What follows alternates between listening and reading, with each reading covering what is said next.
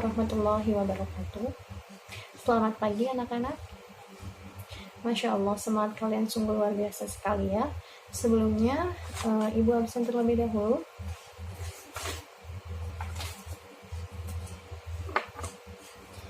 Cika?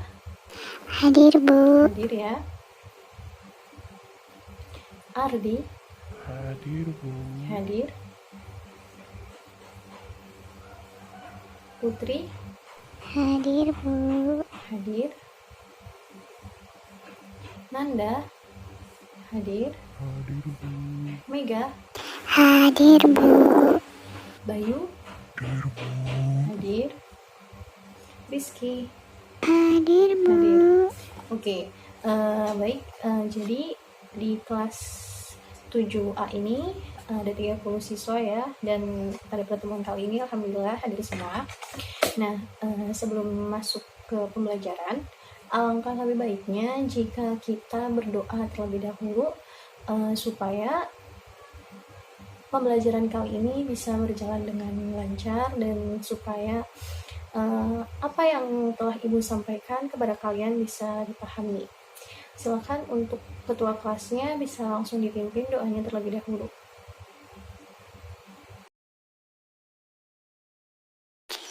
Bismillahirrahmanirrahim.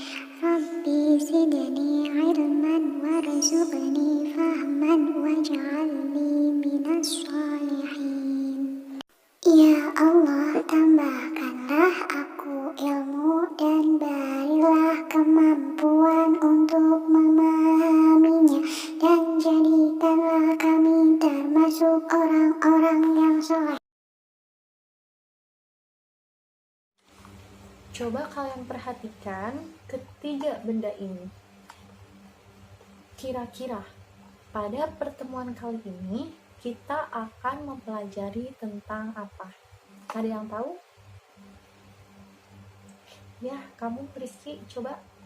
Besaran dan pengukuran. Ya, betul sekali. Jadi, pada pertemuan kali ini kita akan membahas tentang besaran dan pengukuran.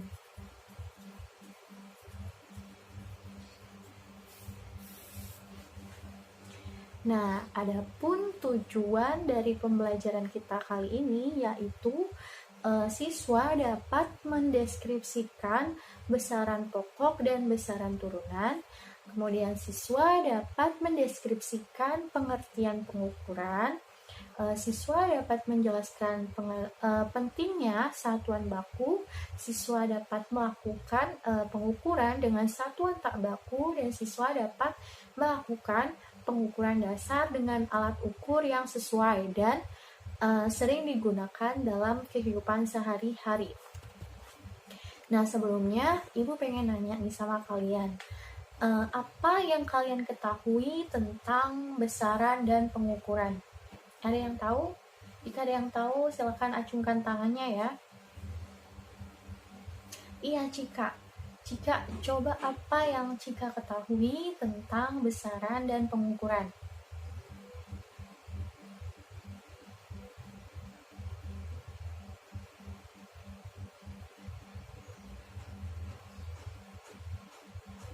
Ya, betul sekali ya. Jadi sesuai yang sudah dijelaskan oleh teman kalian, Cika, bahwasanya pengukuran itu merupakan kegiatan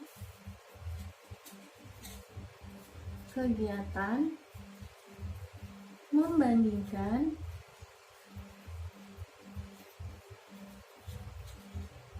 nilai besaran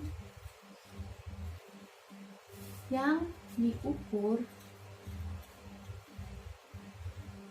dengan alat ukur yang ditetapkan sebagai satuan. Sedangkan besaran itu merupakan sesuatu yang dapat diukur dan dinyatakan dengan angka. Nah, jadi pengukuran itu merupakan kegiatan membandingkan nilai besaran yang diukur dengan alat ukur yang ditetapkan sebagai satuan. Sedangkan besaran itu merupakan sesuatu yang dapat diukur dan dinyatakan dengan angka. Sampai sini bisa dipahami ya? Oke, kita lanjut ya. Nah, misalnya nih,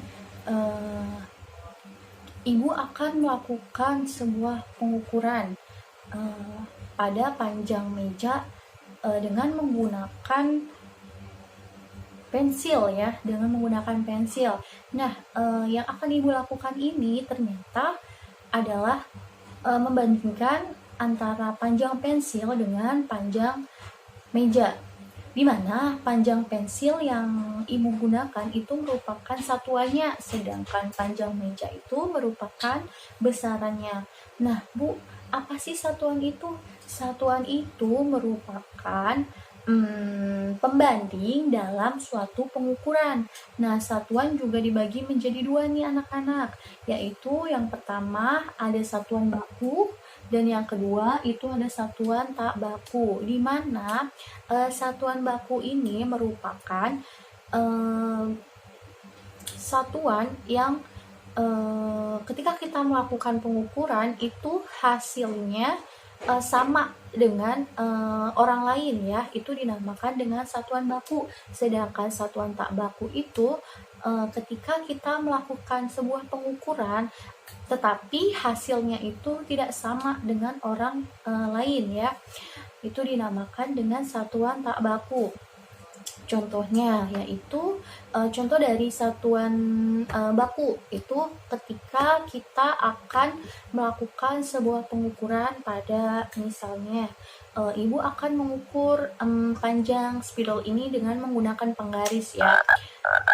Ibu akan mengukur spidol dengan menggunakan penggaris, ternyata hasilnya itu panjang dari spidol ini 5,5 meter. Nah, coba kalau seandainya ibu nyuruh kalian untuk mengukur panjang dari spidol ini dengan menggunakan penggaris, pasti hasilnya sama, yaitu 5,5 meter. Sedangkan untuk mengukur satuan tak baku itu misalnya seperti ini. Ibu mau mengukur panjang dari spidol ini, tapi ibu tidak punya penggaris. Nah, ibu akan melakukannya dengan menggunakan jengkal atau jari ibu ya.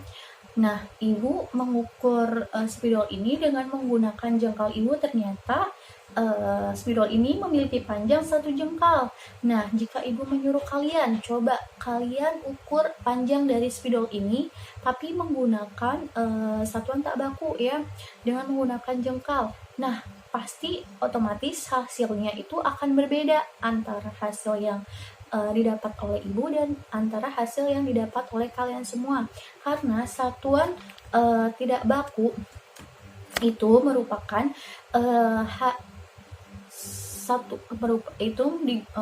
karena satuan tidak baku itu hasilnya tidak sama dengan orang yang berlainan ya, sedangkan satuan baku itu hasilnya sama atau tetap untuk semua orang. Sampai sini bisa dipahami ya. Nah, kita juga biasanya sering nih melihat seseorang dengan menggunakan anggota tubuhnya itu sebagai satuan pengukuran. Misalnya seperti yang tadi ibu lakukan ya, misalnya itu dengan jari, jengkal, hasta, lengan dan lain sebagainya. Namun satuan tersebut itu bukanlah merupakan satuan baku, sehingga sangat menyulitkan bagi kita untuk berkomunikasi dengan orang lain ya, karena satuan tersebut merupakan satuan tidak baku. Nah, kemudian Biasanya dalam kehidupan sehari-hari kita sering sekali membicarakan tentang berat badan nih, terutama para cewek. Nah, ternyata berat badan itu adalah massa.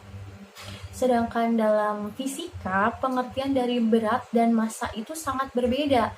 Berat badan dapat kita tentukan dengan menggunakan timbangan berat badan. Misalnya, jika setelah ditimbang berat badannya itu 50 kg atau dalam fisikanya itu bermassa 50 kg. Tinggi atau panjang dan massa itu adalah sesuatu yang dapat kita ukur dan dapat kita nyatakan dengan angka dan satuan. Panjang dan massa itu merupakan besaran fisika. Jadi besaran fisika itu merupakan ukuran fisis suatu benda yang dinyatakan secara kualitas. Nah, selain besaran fisika, juga terdapat besaran-besaran yang bukan termasuk besaran fisika. Nah, apa saja sih Bu contohnya? Contohnya yaitu seperti rasa ya. Rasa ada rasa manis, rasa asin dan lain sebagainya, atau rasa perasaan sebuah kasih sayang. Seperti rasa sayang kalian terhadap adik kalian atau terhadap kakak kalian, terus rasa gembira, letih, lelah, itu bukan termasuk dari besaran fisika, karena perasaan itu tidak dapat kita ukur tidak dapat kita ukur dan tidak dapat kita nyatakan dengan angka dan satuan. Maka perasaan itu bukan termasuk ke dalam besaran fisika.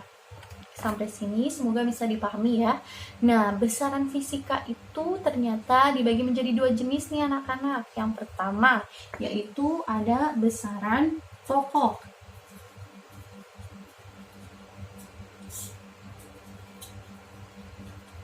dan besaran turunan. Ibu, apa sih besaran pokok itu? Besaran pokok itu merupakan besaran yang hanya memiliki satu satuan anak-anakku, sedangkan besaran turunan itu merupakan besaran yang memiliki lebih dari satu satuan. Nah, sistem satuan besaran fisika pada prinsipnya itu bersifat standar atau baku, yaitu diantaranya bersifat tetap, berlaku universal, dan mudah digunakan setiap saat dengan tepat. Nah, setiap besaran itu memiliki satuan yang sesuai karena penggunaan satuan suatu besaran itu harus tepat. Sebab apabila tidak tepat atau tidak sesuai, itu akan berkesan ganjal atau bahkan bisa saja berkesan lucu ya. Misalnya kita mendengar seseorang itu mengatakan tinggi badannya itu 130 derajat Celcius. Mungkin kita yang mendengarkan kata-kata tinggi badannya 150 derajat Celcius itu akan tertawa. Nah, maka dari itu kita harus menggunakan satuan suatu besaran itu dengan tepat ya. Kemudian coba kalian perhatikan kedua tabel yang sudah Ibu buat ya. Di sini merupakan tabel satuan pada besaran pokok dan besaran turunan. Di mana pada besaran pokok itu terdapat panjang ya. Di mana panjang itu memiliki satuan berupa meter, sedangkan waktu satuannya berupa sekons, kemudian intensitas cahaya satuannya berupa ampere. Nah, kemudian pada besaran turunan itu Ibu ambil contoh itu percepatan, di mana percepatan itu ternyata penjabaran dari besaran pokok berupa kecepatan dibagi dengan waktu, maka satuan sistem MKS-nya itu berupa meter per sekons. Sedangkan gaya itu penjabaran dari besaran pokoknya itu ternyata massa dikali dengan dikali dengan percepatan, maka didapat satuan dari satuan sistem MKS-nya yaitu kilogram dikali meter per sekon kuadrat. Sampai sini bisa dipahami? Sebenarnya banyak sekali ya contoh dari besaran pokok sama besaran turunan, cuman ibu ambil dua contoh besaran pokok dan 2 contoh besaran turunan. Kemudian alat ukur yang digunakan untuk mengukur panjang benda itu haruslah sesuai dengan ukuran bendanya. Seperti contohnya itu ketika kita ingin mengukur lebar buku, kita gunakan penggaris ya, sedangkan untuk mengukur lebar jalan raya kita nggak mungkin menggunakan alat ukur berupa penggaris. Namun agar lebih mudahnya kita menggunakan meteran keles. Nah, penggaris atau mistar ya merupakan suatu alat ukur yang dapat kita gunakan untuk mengukur panjang benda. Selain mistar, ada juga alat ukur lainnya seperti jangka sorong. Nah, jangka sorong ini merupakan alat ukur panjang yang mempunyai batas ukuran sampai 10 cm dengan ketebalan 0,1 mm atau 0,01 cm. Nah, jangka sorong juga dapat digunakan ya untuk mengukur diameter cincin dan diameter bagian dalam sebuah pipa. Bagian-bagian penting jangka sorong itu apa saja sih? Jadi bagian penting dari jangka sorong ini ternyata ada 2, yaitu yang pertama rahang tetap dengan skala tepat terkecil yaitu 0,1 cm ya. Kemudian rahang yang kemudian yang kedua yaitu rahang geser yang dilengkapi dengan skala nonius. Skala tetap dan nonius itu mempunyai selisih 1 mm. Nah, selain jangka sorong juga ada alat ukur yaitu berupa micrometer skrup ya, di mana micrometer skrup ini digunakan untuk mengukur sebuah benda yang berukuran kurang dari 2 cm. Secara micrometer skrup ini memiliki ketelitian 0,01 mm atau 0,001 cm. Nah, micrometer skrup ini dapat digunakan untuk mengukur benda yang mempunyai ukuran kecil dan tipis seperti saat kita akan mengukur ketebalan pada plat, diameter kawat, dan onderdil kendaraan yang berukuran kecil ya. Bagian-bagian dari micrometer skrup ini juga ternyata terdapat rahang putar. Nanti bisa ibu akan tampilkan di sebelah sini ya. Nanti ada rahang putar, skala utama, terus skala putar, dan silinder bergerigi. Nah, selain micrometer skrup juga ada lagi yang namanya stopwatch ya. Stopwatch ini biasa kita gunakan untuk menentukan waktu dan lama perjalanan yang sudah ditempuh. Nah, biasanya stopwatch itu kita biasa menggunakan jam tangan ataupun stopwatch yang ada di HP kita ya. Oke, selanjutnya yaitu stopwatch juga termasuk alat ukur yang memiliki ketelitian cukup baik, yaitu sampai 0,1 sekons. Nah, kemudian saat kita ingin mengukur sebuah massa benda, kita harus menggunakan alat ukur ya berupa timbangan seperti dacin. Nah, timbangan pasar, timbangan emas, bahkan mungkin timbangan atau neraca digital seperti yang tadi pertama ya ibu sudah tunjukkan ke kalian. Nah, ini merupakan timbangan digital. Biasanya timbangan ini kita gunakan untuk mengukur sebuah massa benda. Kemudian prinsip kerja dari eh, timbangan itu adalah keseimbangan kedua lengan, yaitu keseimbangan antara massa benda yang diukur dengan alat timbangan yang digunakannya. Nah, dalam dunia pendidikan sering digunakan seperti neraca Aufhaus atau 3 lengan atau 2 lengan. Ya, nanti ibu akan tampilkan di sebelah sini, bisa kalian perhatikan gambarnya. Lengan depan, bagian-bagian dari neraca Aufhaus 3 lengan itu adalah yang pertama, lengan depan memiliki skala 0 sampai 10 gram dengan tiap skalanya itu bernilai 1 gram. Kemudian lengan tengah itu berskala mulai dari 0 sampai 500 gram. Nah, setiap skalanya itu memiliki besar 100 gram. Kemudian ada lengan belakang dengan skala bernilai 10 sampai 100 gram. Nah, tiap skalanya itu memiliki besar, yaitu 10 gram. Sampai sini semoga dapat dipahami ya. Ada pertanyaan? Oke, jika tidak ada, langsung saja ibu minta kalian untuk membagi kelompok ya menjadi 6 kelompok. Nah, karena di kelas 7A ini ada 30 siswa, maka satu kelompoknya itu terdiri dari 5 orang. Silakan kalian bagi kelompoknya dulu.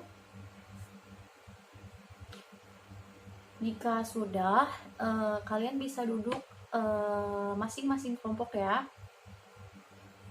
Oke, kemudian ibu minta kalian untuk